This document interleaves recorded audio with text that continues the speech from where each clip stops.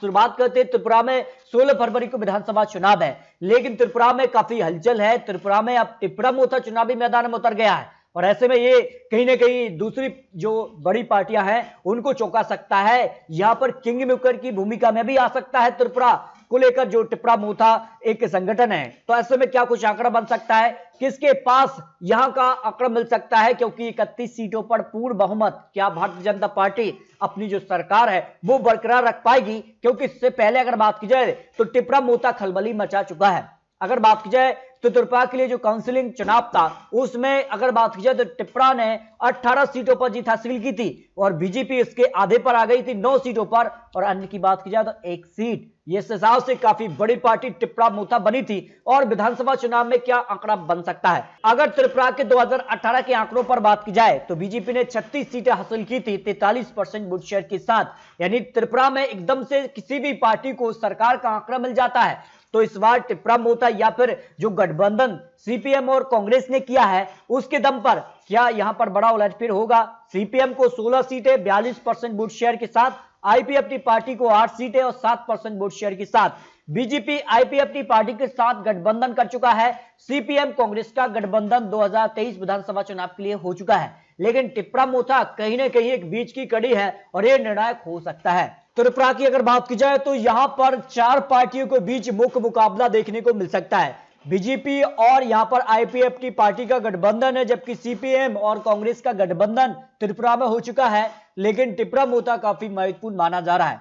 अगर बात की जाए यहां पर तो किसके खाते में कितना वोट शेयर जा सकता है, जो अनुमान यहां पर त्रिपुरा की 60 सीटों के लिए लगाया जा रहा है। देखिए, बीजेपी को सबसे ज्यादा 36% वोट शेयर त्रिपुरा में मिलने का अनुमान है, कांग्रेस को 10% वोट शेयर, सीपीएम को 26% वोट शेयर और टिप्रा को 22% वोट शेयर, और अन्य की बात की जाए तो 5% वोट शेयर अन्य के खाते में जा सकता है, जो अनुमान है। इसके अलग बात की जाए तो 60 सीटों का जो यहां पर ओपिनियन पोल है उस हिसाब से त्रिपुरा में बीजेपी को सबसे ज्यादा 23 से 25 सीट की संभावना लगाई जा रही है, कांग्रेस को 04 से 6 सीट की संभावना, सीपीएम को 14 से 16 सीट और टिप्रा को 14 से 16 सीट, और अन्य की बात की जाए तो अन्य के खाते में 0 से 2 सीट की संभावना हो सकती है। इसके अलावा बात की जाए तो यहां पर अन्य में आईपीएफटी पार्टी आ जाती जो कि बीजेपी गठबंधन के साथ है, तो 2 से 3 सीट उनके पक्ष में जा सकती है। उस हिसाब से फिर भारतीय जनता पार्टी जो बहुमत का आंकड़ा है 31 सीट उसके आसपास दिखाई दे रही है। इसके अलावा बात की जाए तो कांग्रेस सीपीएम भी कहीं ना कहीं जो है करीब यहां पर 20 से 22 सीट तक उनका आंकड़ा पहुंच रहा है, लेकिन निर्णायक टिप्रा मोथा हो सकता है, जो विश्लेषण यहां पर ओपिनियन पोल सामने आ रहा है। यानी त्रिपुरा में कहीं ना कहीं टिप्रा मोथा एक निर्णायक यानी किंग मेकर की भूमिका में आ सकता है। इसके अलावा बात की जाए तो नागालैंड को लेकर जो प्रेडिक्शन है उस हिसाब से नागालैंड में भी बड़ा उलटफेर होने की संभावना लगाई जा रही है, जिस करके यहां पर ओपिनियन पोल के आंकड़े सामने आ रहा है। कुल यहां से 60 सीटें आती हैं और नागालैंड में भारतीय जनता पार्टी यहां पर गठबंधन के तौर पर चुनावी मैदान में एक बार फिर से उतर चुकी है। तो इस बार क्या प्रधानमंत्री मोदी जी को यहां पर कुछ बड़ा उलटफेर देखने को मिल सकता है? अगर बात की जाए तो मुख्यतः यहां की जो पार्टी है उसमें नागालैंड पीपल्स फ्रंट पार्टी है, NDPP party, BJP, Congress, JDU, NCP और एनपीपी, और अगर बात की जाए तो आम आदमी पार्टी भी अब यहां पर चुनावी मैदान में उतर चुकी है। तो इस हिसाब से यहां क्या कुछ आंकड़ा बन सकता है? 60 सीटों के ओपिनियन पोल के हिसाब से क्या खलबली देखने को मिलेगी? क्योंकि 2018 में यहां पर एनपीपी पार्टी को 26 सीटें, एनडीपीपी पार्टी को 18 सीट, बीजेपी ने यहां पर 12 सीटों पर जीत हासिल की थी, एनपीपी पार्टी को 2 सीट और जेडीयू को 1 सीट पर जीत मिली थी। यानी जो गठबंधन था, बीजेपी का गठबंधन है, वो यहां पर जीता था।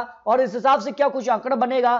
क्या भारतीय जनता पार्टी को जो है 2018 के मुकाबले यहां पर एक बड़ी जीत मिलने वाली है? किसके खाते में कितनी सीटें जा सकती हैं? वही लोकसभा चुनाव 2019 की भी बात की जाए तो 1 सीट यहां से आती है और उस सीट पर एनडीपी पार्टी ने यहां पर जीत हासिल की थी और यहां पर वोट शेयर था 49% वोट शेयर, लेकिन कांग्रेस यहां पर दूसरे नंबर पर रही थी, कांग्रेस ने 48% वोट शेयर हासिल किया था।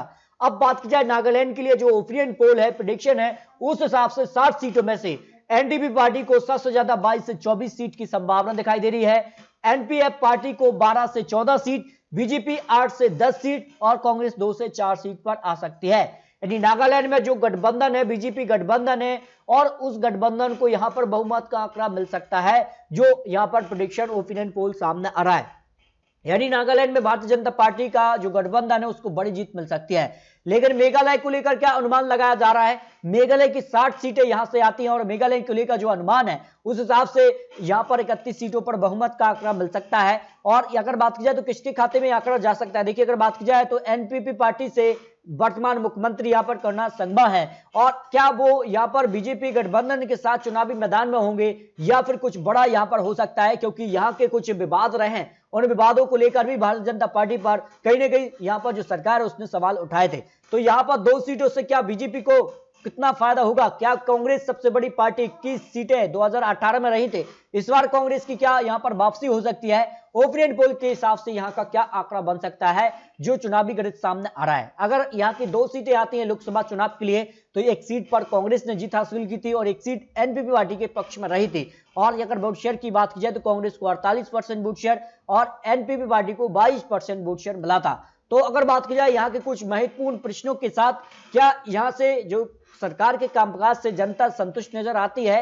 देखिए, यहाँ के तौर पर केवल 20%, नहीं के तौर पर 60% लोग मानने की वो कामकाज से संतुष्ट नजर नहीं आ रहे। पता नहीं ऐसे 22% लोग आते हैं। मेघालय में अगला विधानसभा चुनाव कौन जीत सकता है? इस हिसाब से देखिए, चुनावी जो गणित है, चुनावी जो प्रेडिक्शन है, अनुमान है, उस हिसाब से कांग्रेस के 44% चांस बनते हैं, एनपीपी पार्टी को 22%, बीजेपी को 6%, अन्य की बात की जाए तो 28% चांस अन्य के बन जाते हैं।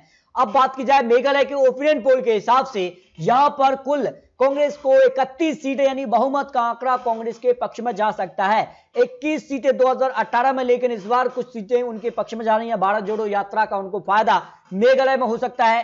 एनपीपी पार्टी को 18 सीट है, बीजेपी को करीब यहां पर 0 से 10 सीट तक यहां पर भारतीय जनता पार्टी पहुंच रही है। यूडीएफ को 1 सीट पर जीत की संभावना हो सकती है, जो चुनावी विश्लेषण और चुनावी अनुमान यहां पर सामने आ रहे हैं। इस तरह से 3 राज्यों के जो चुनावी गणित तो चुनावी अनुमान सामने आ रहे हैं। त्रिपुरा में यहां पर कहीं ना कहीं भारतीय जनता पार्टी की वापसी हो रही है, लेकिन मेघालय में कहीं ना कहीं कांग्रेस यहां पर जो है भारत जोड़ो यात्रा या फिर जो कहीं ना कहीं कुछ बड़े मुद्दे रहे उन मुद्दों के साथ मेघालय में खेला कर सकती है। लेकिन नागालैंड में जो है यहां पर बीजेपी और यहां पर जो एनपीपी पार्टी गठबंधन है उसको यहां पर एक बड़ी जीत मिलने की संभावना लगाई जा रही है। इस तरह से 3 राज्यों के चुनावी अनुमान जो निकलकर सामने आ रहे हैं उस हिसाब से खलबली यहां पर देखने को जरूर मिल सकती है।